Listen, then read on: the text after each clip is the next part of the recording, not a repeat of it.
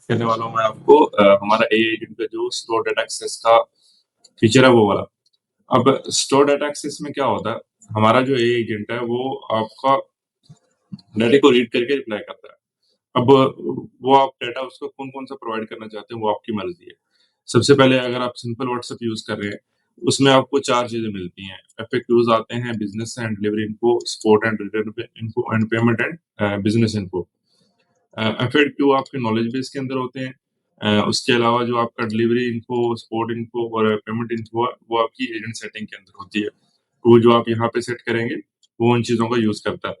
जब AI agent reply करेगा, जो चीज़ें यहाँ पे आप ऑन रखेंगे, वो उनको रीड करके रिप्लाई करेगा। अगर आप सिंपल व्हाट्सएप पे कर रहे हैं, तो ये आपको 4 परमिशंस आती हैं।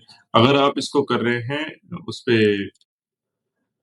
किसी स्टोर के साथ यूज़ कर रहे हैं, तो स्टोर में आपको 9 चीज़ें मिलती हैं। सबसे पहले आपके ऑर्डर्स, उसके बाद कस्टमर्स, उसके बाद प्रोडक्ट्स, उसके बाद कोरियर ट्रैकिंग और ट्रैकिंग हिस्ट्री। ठीक है? उसके अलावा बाकी जो 4 चीज़ें पहले साथ ही व्हाट्सएप में होती हैं, वो वाली भी।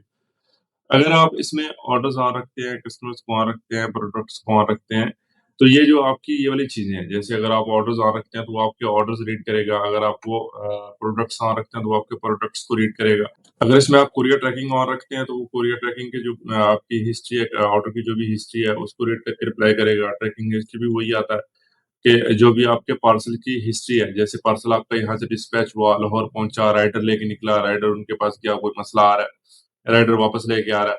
जब भी कोई कस्टमर जैसे अगर मैंने ऑर्डर किया हुआ है, अब मैं जैसे ही एजेंट को मैसेज करूँगा, ये एजेंट मेरा हिस्ट्री देखेगा, मेरी प्रोफाइल देखेगा कि आपने पहले मेरे कोई नंबर से ऑर्डर तो नहीं किया हुआ, आप हमारे पहले कस्टमर तो नहीं हैं।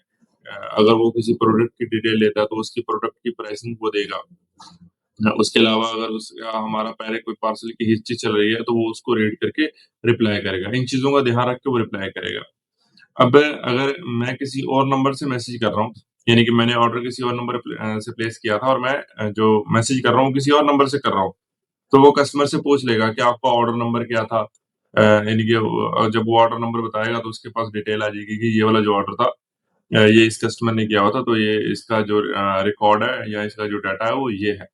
जो हमारा knowledge base store data access है वो सारा इन चीज़ों का यूज़ करके एजेंट आपके कस्टमर को रिप्लाई करता है। अब जब एजेंट के पास आपके कस्टमर की सारी डिटेल होगी, अगर वो कस्टमर ट्रैकिंग पूछ रहा है तो उसको पता चलेगी, अगर कस्टमर कोई ऑर्डर के रिलेटेड डिटेल लेना चाहता है तो उसको डिटेल जाएगी, अगर कोई प्रोडक्ट की डिटेल लेना चाहता है तो प्रोडक्ट की डिटेल जाएगी।